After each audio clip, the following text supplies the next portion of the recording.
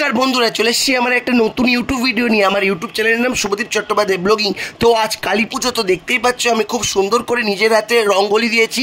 প্রত্যেক বছর কালী পুজোয় আমি রঙ্গোলি দিই, তো ওইটা ছিল আমার রঙ্গোলি। আর এটা দেখো এক্সট্রাও একটা রঙ্গোলি, কিন্তু এটা আমার রঙ্গোলি নয়, মানে আমি তৈরি করিনি। আমার পিসির বাড়ির পাশে একজন আত্মীয় থাকে, তার বাড়িতে খুব সুন্দর করে সাজানো হয়েছে রঙ্গোলিটা, খুব ভালো রঙ্গোলি দেয় তিনিও। আর এই হচ্ছে আমার দিদি।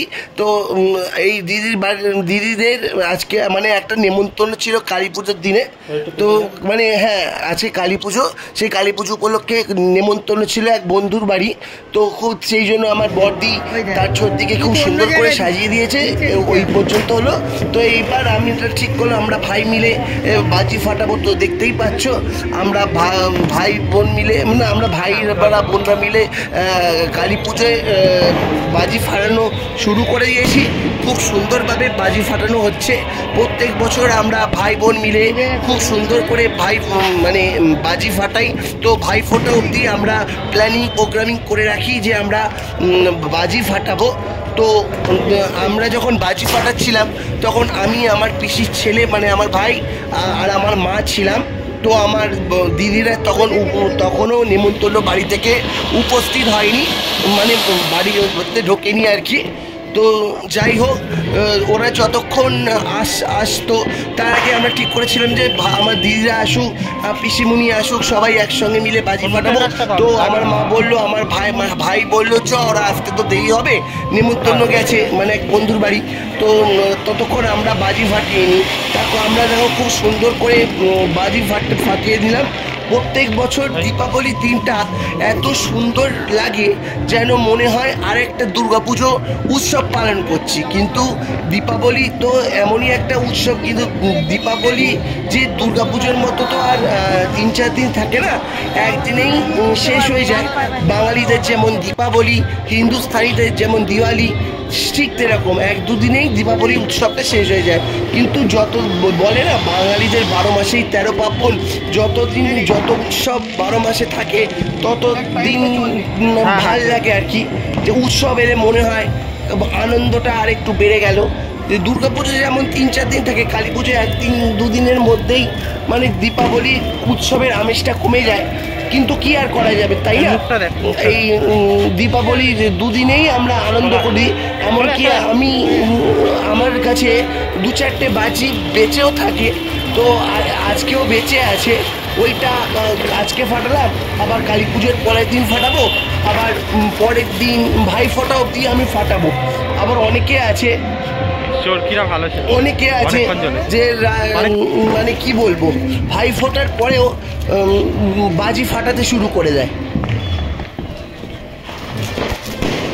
তো আমি ব্যাগ ভর্তি করে বাজি এনেছিলাম, দেখো খুব সুন্দরভাবে বাজি ফাটানো হচ্ছে।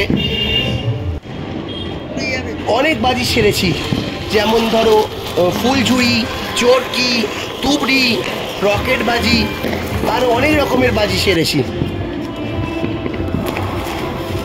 আমার ভাইয়ের এক বন্ধু সেও এসেছিল, কিন্তু সে বাজি ফাটাতে আসেনি, সে আর কি আমার দিদিদেরকে ডাকতে এসেছিল, তারও নেমন্তন্ন ছিল। মানে আমার ভাইয়ের পিসির ছেলে বন্ধু আমার এক বন্ধু হয়ে গেছে বলতে গেলে। যাই হোক, এই হচ্ছে ফানুস। প্রত্যেক বছর ফানুস আমরা ফাটাবো, মানে ফানুস তো আর ফাটাই না, ফানুস ওড়াই আর কি। প্রত্যেক বছর আমরা ফানুস ওড়াই।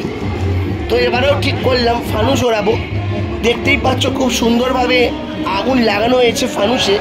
এবার ফানুসটা ছাড়ার অপেক্ষা।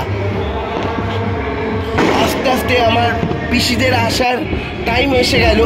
এই দেখো খুব সুন্দর লাগছে অন্ধকার আকাশে ফানুসটা উঠতে, অনেকটা প্যারাশুটের মতো লাগছে, খুব সুন্দর দেখতে লাগছে। এই দীপাবলির এই ভিডিওটা কিন্তু অবশ্যই তোমরা দেখো, আর প্রচুর লোককে তোমরা অবশ্যই শেয়ার করো আরও নতুন ভালো ভিডিও পাওয়ার জন্য। আমার কাছে এটাই একটা আনন্দের কথা। এবার দেখতেই পাচ্ছ রকেট, আমার ভাই পিসির ছেলে একটা রকেট ছেড়েছিল, সেটা ওড়েনি, কিন্তু আমি যখন দ্বিতীয়টা ছাড়লাম তখন থেকে রকেট বাজিগুলো উঠতে শুরু করলো। হ্যাঁ, এবার দেখো এই রকেট বাজিটা উড়বে, দারুণ দারুণ। মানে আমি যেখান থেকে বাজি কিনেছি প্রত্যেকটা বাজি খুব সুন্দর, খুব সুন্দর। আর আমি তো আগের ভিডিওতে বলেই দিয়েছি কোথা থেকে আমি বাজি কিনেছি। ব্যাডরা সম্মেলনী চ্যাটার্জি পাড়া, সেটা হচ্ছে হাওড়া ইছাপুর পেরিয়ে শানপুর পেরিয়ে যেতে হয়। বলতে হবে যে ব্যাডরা সম্মেলনী চ্যাটার্জি পাড়া বাজি বাজার, যেখানে প্রত্যেক বছর বাজি বাজে, সেখানে যাব। তো আগেই আমি তো আমার দিদিদের সাথে তোমার পরিচয় করিয়েই দিলাম। এই হচ্ছে আমার বড়দি, মানে আমার পিসির বড় মেয়ে। অন্ধকারে ফানুসের আলোয় কিছুটা তোমরা মুখটা তার দেখতে পাচ্ছ, এবং সেও আস্তে আস্তে নেমন্তন্ন বাড়ি থেকে ঘুরে এসে বাজি ফাটানোতে যোগদান দিল আমাদের সাথে। প্রত্যেক বছর মনে হয় একা একা কেন বাজি ফাটাবো, তাই না? তাই আমি পিসির বাড়িতে বাজি নিয়ে চলে আসি, তারাও আনন্দ পাবে, তারাও খুশি হবে। ভাই বোন পরিবার বন্ধু বান্ধব এইদের নিয়েই তো বাজি ফাটাতে হয়, তাই না? তবেই তো ভাল লাগে। তোমরা কি বলো? আর তোমাদের দীপাবলি উৎসব কেমন কাটছে? অবশ্যই লাইক কমেন্ট শেয়ার সাবস্ক্রাইব অবশ্যই শেয়ার করো, আর কমেন্টে অবশ্যই তোমরা জানিও যে তোমাদের দীপাবলি কেমন কাটছে। উঠছে উঠছে, যাই হোক এখনো কিন্তু বাকি আছে, আজকেও দিওয়ালি আছে হিন্দুস্তানিদের। তোমরাও হিন্দুস্তানিরাও দিওয়ালি পালন করবে, তোমরাও কিন্তু আজকে বাজি ফাটাতে পারবে বন্ধুরা। যাক, এটা বলার কিছু নেই, তোমরা সবাই জানো। সবাই ভাই ফোটাও কেটে গেলেও যেন আমার বাড়ি থেকে শুনতে পাই কিছু কিছু জায়গায় এখনো বাজি ফাটে।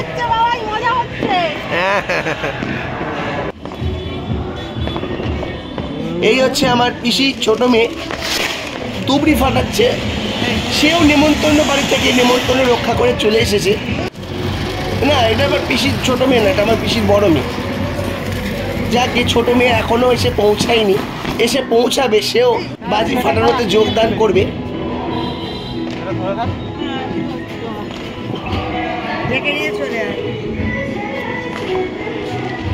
এই হচ্ছে আমার পিসি, আমার মা, আমার পিসির বড় মেয়ে মানে বড়দি, সবাই এসে গেছে।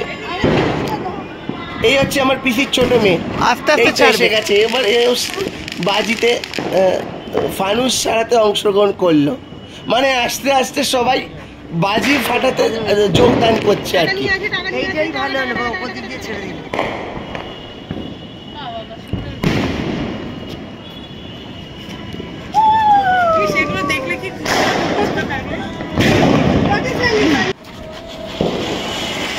খুব সুন্দর, দেখো বাজি, প্রত্যেকটা বাজি এত সুন্দরভাবে ফাটছে। আমাকে তো জিজ্ঞেসই করছিল যে কোথা থেকে তুই এত ভালো বাজি কিনেছিস। আমি বললাম বাডরা সম্মেলনী চ্যাটার্জি পাড়া, সেই কদমতলা ছাড়িয়ে শানপুরের ওই দিকে। এবার আমি সেল ফাটাচ্ছি, সবচেয়ে শেষ বাজি। এটা আমি প্রত্যেক বছর কিনি, মানে প্রত্যেক বছর তো কেনা হয় না, গেল 2 বছর ধরে কিনলাম।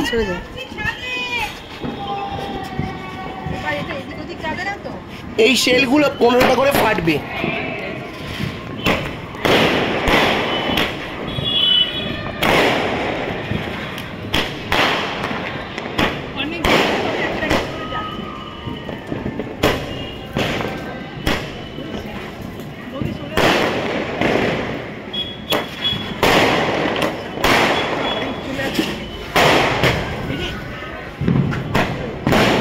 আমার তো এই সেলগুলো খুব ভালো লাগে।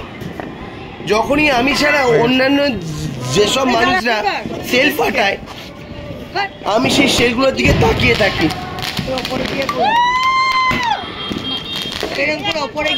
সত্যি আমার এই সেলগুলো খুব ভালো লাগে।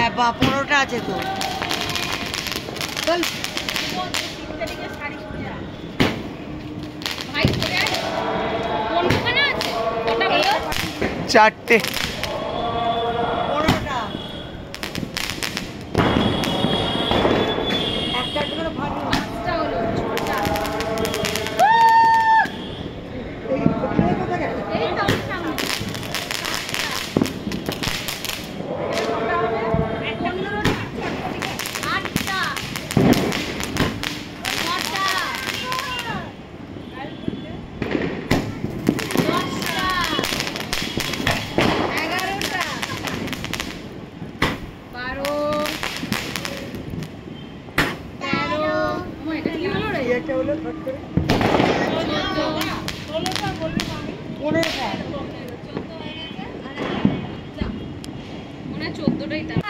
এবার দেখতেই পাচ্ছ সব পরিবারে এসে হাজির হয়েছে।